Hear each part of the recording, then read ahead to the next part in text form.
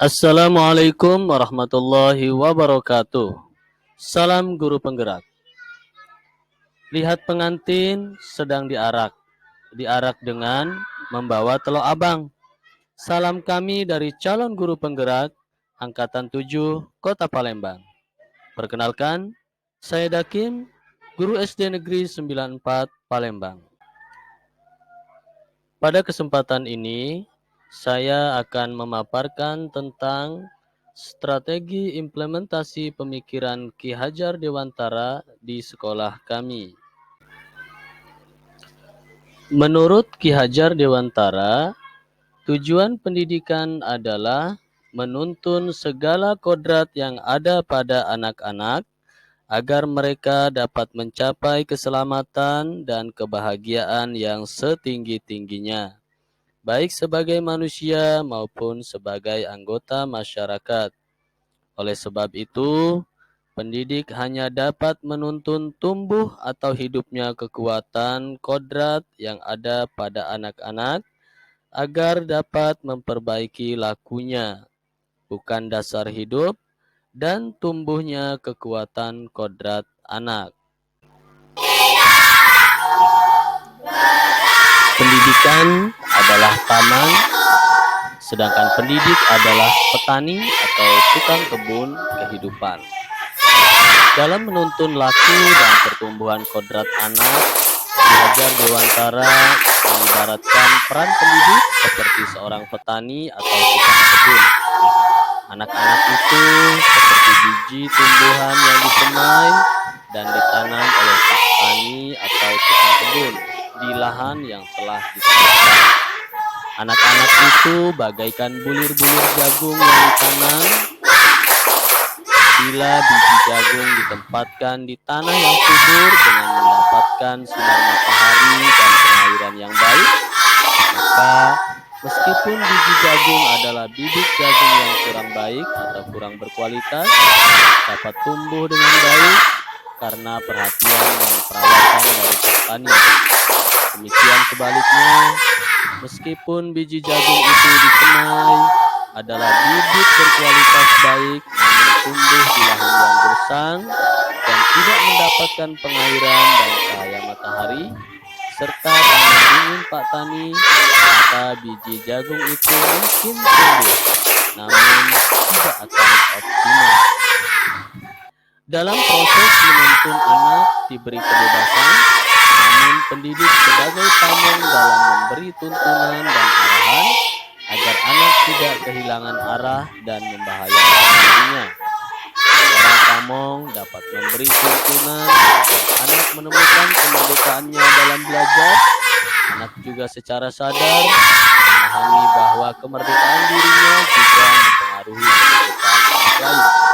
Sebab itu, tuntutan seorang guru mampu mengelola dirinya untuk hidup bersama dengan orang lain atau menjadi manusia dan anggota masyarakat. Nah, dari kelompok 2, kelompok berapa ini Ki tadi? Hajar Kelompok Dewantara 4 mengingatkan mendapat kita giliran bahwa pendidikan di anak apa itu? sejatinya Tirukan menuntut anak mencapai suara hewan kekuatan sebelumnya. Nah, kodratnya suara kuda. Coba sesuai suara kudanya dengan tadi seperti apa alam tadi? dan zaman. Bila melihat dari kodrat zaman, pendidikan Suara saat kuda ini kombe. berdasarkan pada kemampuan anak untuk memiliki Coba keterampilan berikutnya. Tadi 421, giliran siapa tadi? sedangkan dalam Kelompok Zidan. memaknai kodrat Iyo. alam atau konteks lokal sosial budaya murid Jadilah agak Indonesia mirip ya daripada tentu mbak tadi. berbeda satu sama lain.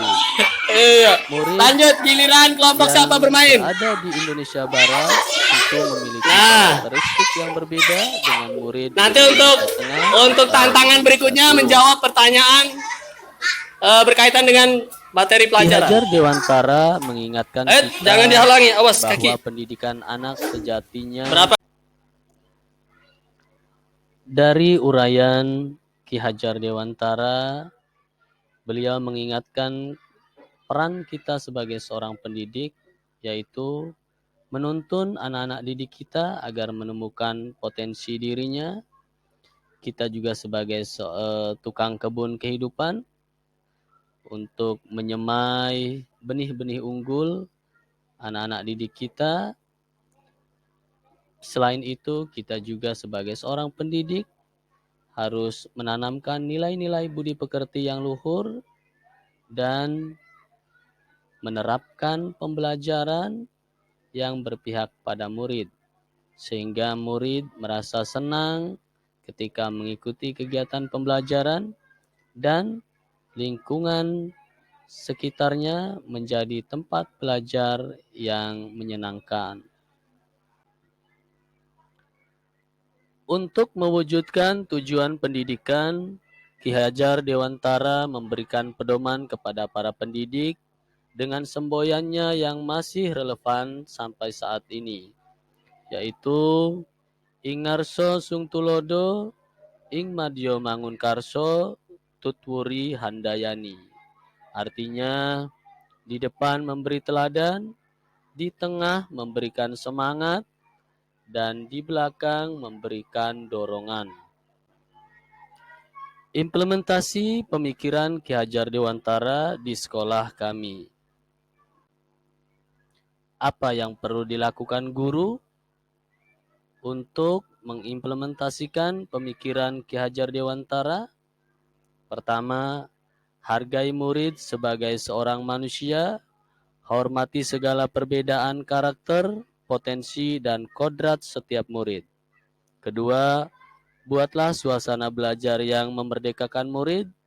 Murid bebas mengeksplorasi dirinya, bebas menggali potensinya, bebas bernalar kritis, dan bebas berkreasi, namun tetap bertanggung jawab atas proses hasil belajarnya.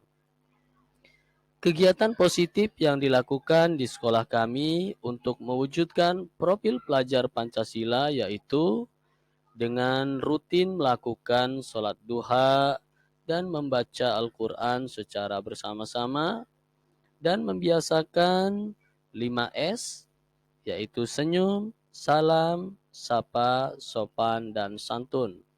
Selain itu, di sekolah kami juga menuntun dan mengarahkan peserta didik sesuai dengan bakat dan kebutuhan dengan berbagai kegiatan bimbingan, ekskul, dan literasi.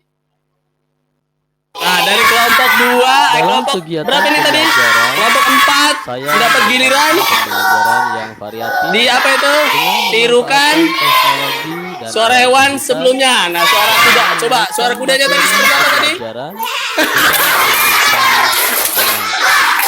Sehingga Suara kuda kombe. bermakna anak-anak Coba belajar berikutnya. Tadi giliran siapa tadi? Ah, kelompok Zidan. dapat Ah, jadilah agak mirip ya daripada Mbak. potensi yang Iya. Lanjut giliran kelompok siapa bermain? dalam kegiatan pembelajaran Nah, saya merencanakan pembelajaran nanti untuk tantangan berikutnya menjawab pertanyaan dan alam sekitar berkaitan dengan materi pelajaran. materi pembelajaran Jangan dihalangi, awas kaki. anak. Berapa? Demikian yang dapat saya sampaikan. Assalamualaikum warahmatullahi wabarakatuh. Salam merdeka, merdeka belajar, merdeka mengajar. Salam guru penggerak, agen transformasi pendidikan.